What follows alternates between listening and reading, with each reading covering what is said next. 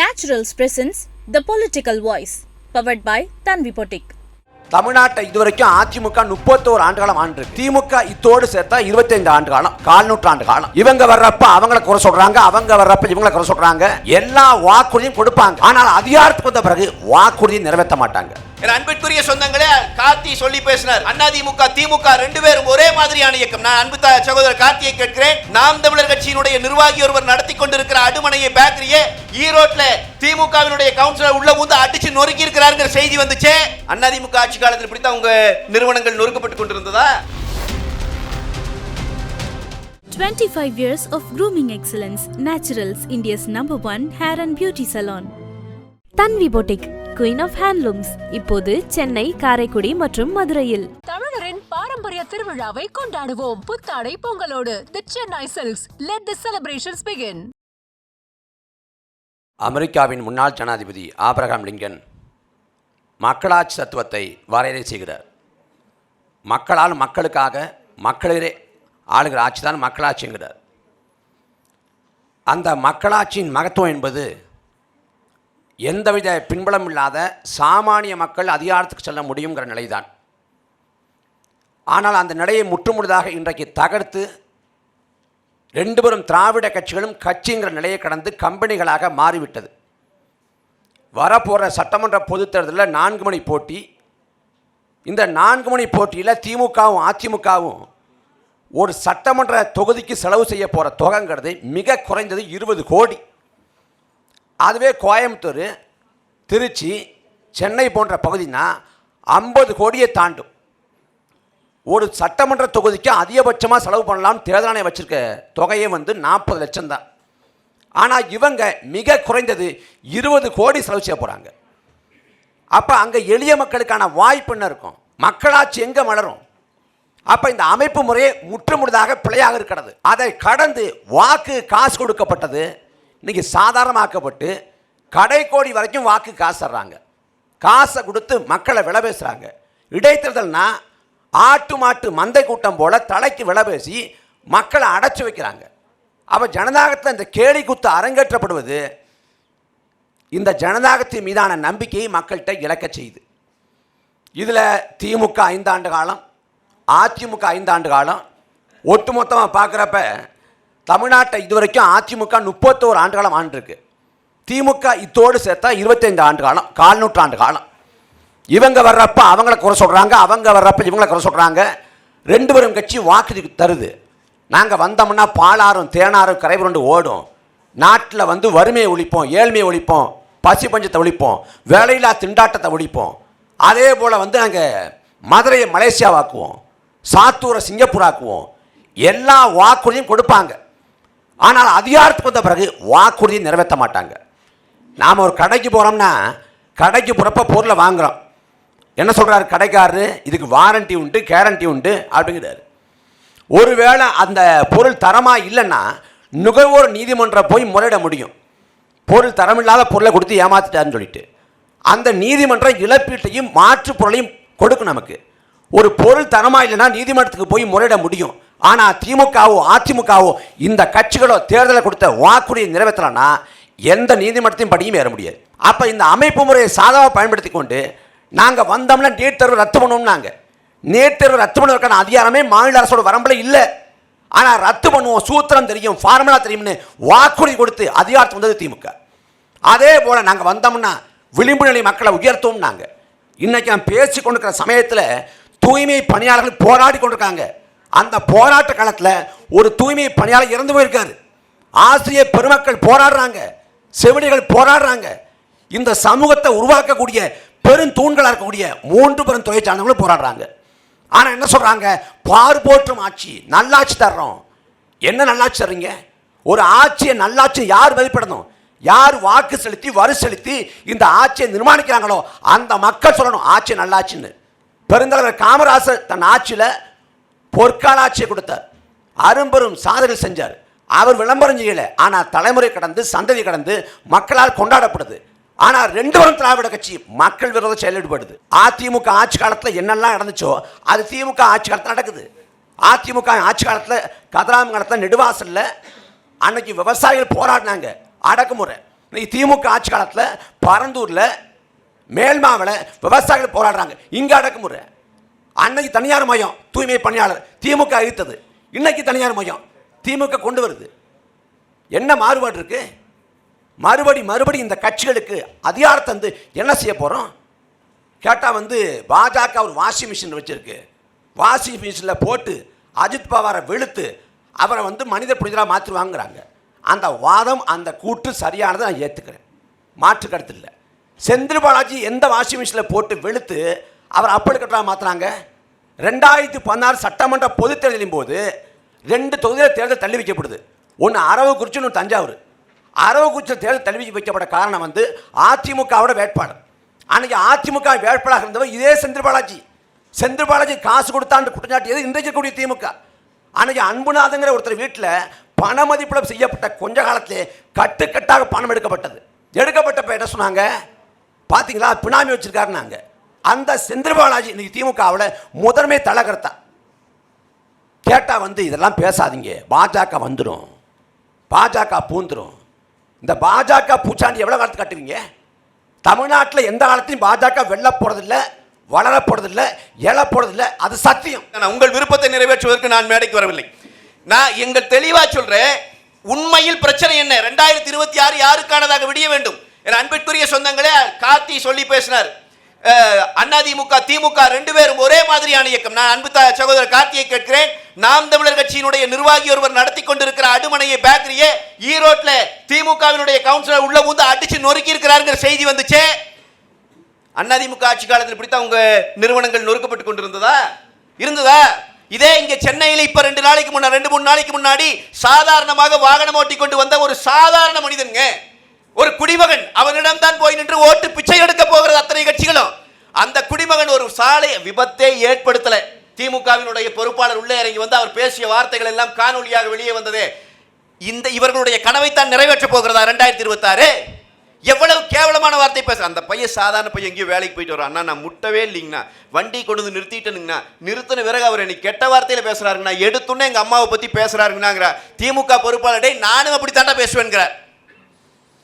எப்படி சட்டம் ஒழுங்கு கெடுவது என்பது ஒரு ஆட்சியில் இருக்கிற பிரச்சனை. எல்லா ஆட்சிகளும் அந்த பிரச்சனை வருது, அதை சரி பண்றாங்க. நான் சொல்லுவது ஆளுங்கட்சிக்காரனே சட்டம் ஒழுங்கை சீரழிப்பது திமுக ஆட்சியில் நடக்குதா இல்லையா? இவர்கள் ஆட்சிக்கு வந்தவுடன் இதே சென்னையில திருவொற்றியூர்ல என் மரியாதைக்குரிய என்னுடைய அண்ணன் அடுத்து பேச இருக்கிறார். அவரோடு இன்றைக்கு சட்டமன்றத்தில் உட்கார்ந்து கொண்டிருக்கிற சட்டமன்ற உறுப்பினர் திருவொற்றியூர் சங்கர், அவர் மீது ஒரு வழக்கு பதிவானது. என்ன வழக்கு தெரியுங்களா?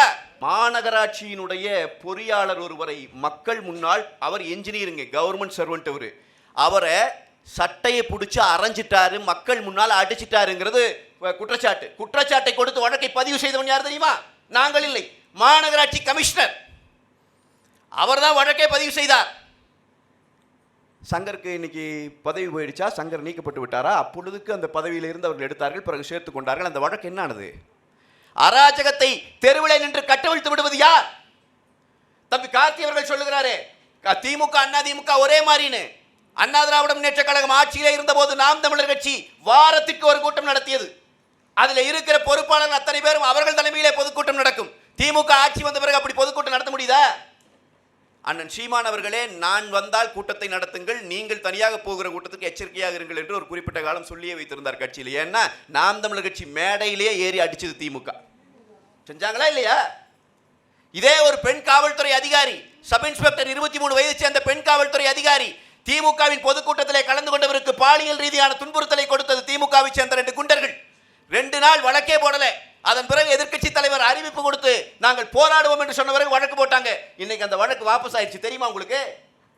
எந்த ஊடகமாவது கவலைப்படுறீங்களா அதை பத்தி? நீங்க தன் மீது ஒரு பாலியல் வன்முறையை நிகழ்த்தியவன் மீதான குற்றச்சாட்டை ஒரு போலீஸ் அதிகாரி இந்த நாட்டிலே வாபஸ் வாங்குகிறார் என்றால் எங்கயா இருக்கு சட்டம் ஒழுங்கு? இந்த லட்சணத்தில் உட்கார்ந்து உன் தத்துவம் பெருசா, என் தத்துவ குப்பைகளே அந்த போடு. முதல்ல இப்ப தேவை சரியான நிர்வாகம். ஒட்டுமொத்தமா இந்த நாட்டை இன்றைக்கு சீரழித்து கபலீகரம் செய்து கொண்டிருக்கிறது திமுகவினுடைய ஆட்சி. நான் கேட்கிறேன், வெக்கமா இல்லை நம்ம எல்லாத்துக்கும்? அந்த பையன் ஒருத்தனை அருவாளை கொண்டு போய் வெட்டானே, அந்த வட மாநிலத்தில் வேலை செய்ய வந்தான்னு சொன்ன ஒரு பையனை அருவாளை கொண்டு போய் வெட்டான். அது சட்டம் ஒழுங்கு பிரச்சனை. அந்த சட்டம் ஒழுங்கு பிரச்சனை எல்லா ஆட்சியும். நான் கேட்கிறேன், அதை செய்த அத்தனை பேரும் குழந்தைகள் என்று வேறு சொல்லி தொலைக்கிறோம் அவனுங்களே. பரவாயில்ல, சட்டப்படி அப்படித்தான் இருக்காது, எந்த அரசும் ஒன்றும் பண்ண முடியாது. ஆனா அவன் அத்தனை பேரும் கஞ்சா பயன்படுத்தி இருந்தான், போதைப் பொருள் பயன்படுத்தி இருந்தான் என்கிற குற்றச்சாட்டு அன்றைக்கு தமிழ்நாட்டினுடைய முன்னணி பத்திரிகைகள் அத்தனையும் வெளியிட்டன. அடுத்த நாள் காலையில் இந்த நாட்டினுடைய அமைச்சர் பெருமன் கேட்கிறார், போதை எங்காச்சும் இருந்தா சொல்லுங்க, நாங்க உடனே எடுத்துருவோம், போதையே இல்லைன்னு. அதுக்கு நாங்க பதில் சொல்லையா, உங்க கூட்டணி கட்சியினுடைய தலைவராக இருக்கிற கார்த்திக் சிதம்பரம் சொல்லுகிறார், அப்படி ஏற்றுக்கொள்ள முடியாது, போதை தமிழ்நாடு முழுவதும் இருக்கிறது என்று சொல்லுகிறாரே. வெட்கி தலைகுனி வேண்டாமா? இவங்க கனவை நிறைவேற்றணும். யார் கனவை நிறைவேற்றணும்? ஒரு ஆட்சி அதிகாரம் நடத்துகிற போது சரியோ தப்போ, நீங்கள் இன்றைக்குமே இதே திமுக புரட்சி தலைவி அம்மா அவர்கள் இருக்கிற போது அவர் எப்படியாவது அரசியலிலிருந்து அப்புறப்படுத்தி விடணும்னு வேலை செஞ்சவங்க. ஆனால் இன்றைக்கி என்ன தெரியுங்களா சொல்கிறாங்க, எங்கள் பொதுச் செயலாளரை ஃபேஸ் பண்ணுறக்கு இவங்க எடுத்துகிட்டு வர ஆயுதம் என்ன தெரியுமா?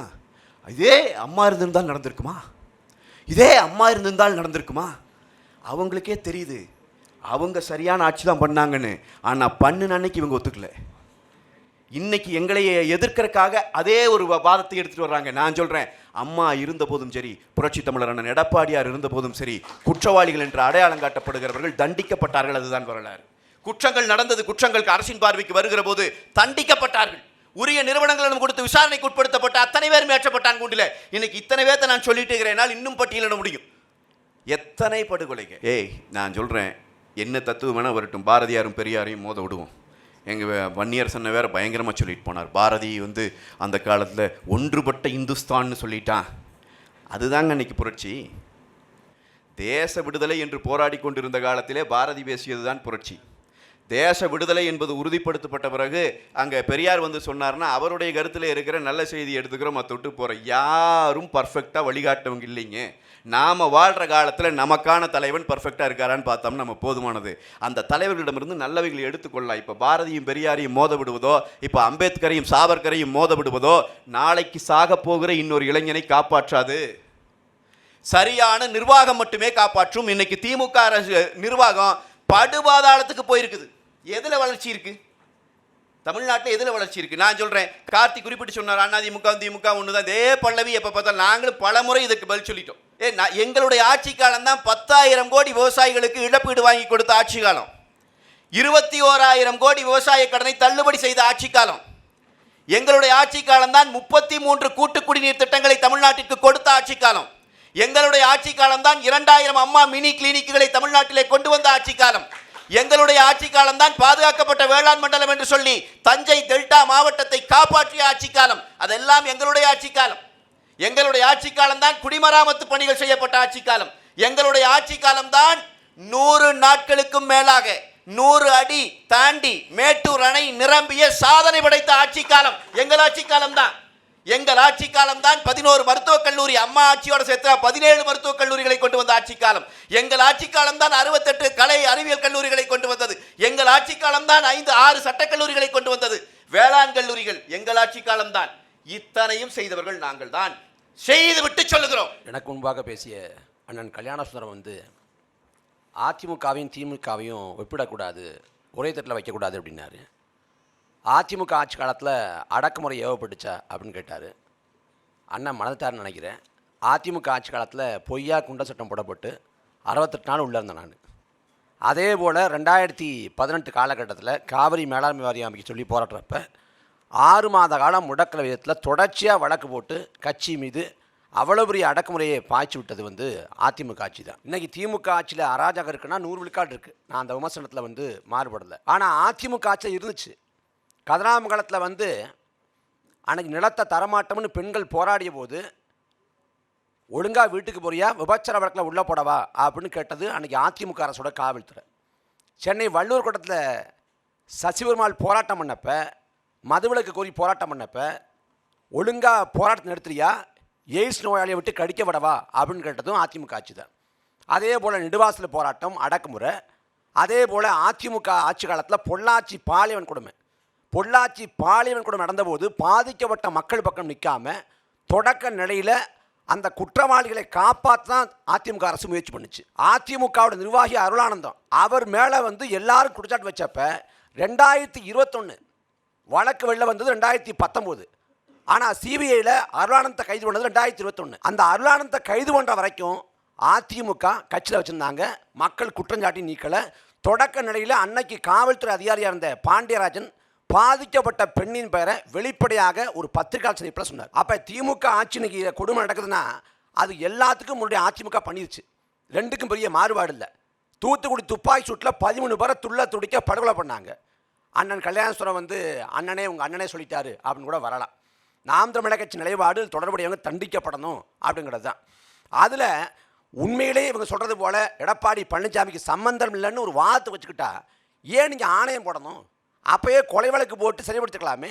அந்த இவங்க போட்ட ஆணையம் அதுவே சொல்லுது எடப்பாடி பழனிசாமிக்கு ஒவ்வொரு நகரமும் சொல்லப்பட்டு கொண்டே வந்தது, அது திட்டமிடப்பட்ட பச்சை படுகொலைன்னு. அப்போ உங்கள் ஆட்சியில் அடித்தட்டு உழைக்கும் மக்களை அப்பாவிகளை 13 பேரை சுட்டு கொண்டுட்டு நீங்கள் வந்து சட்ட ஒழுங்கு என்று பேசுவதற்கான என்ன தார்மீகம் இருக்குது?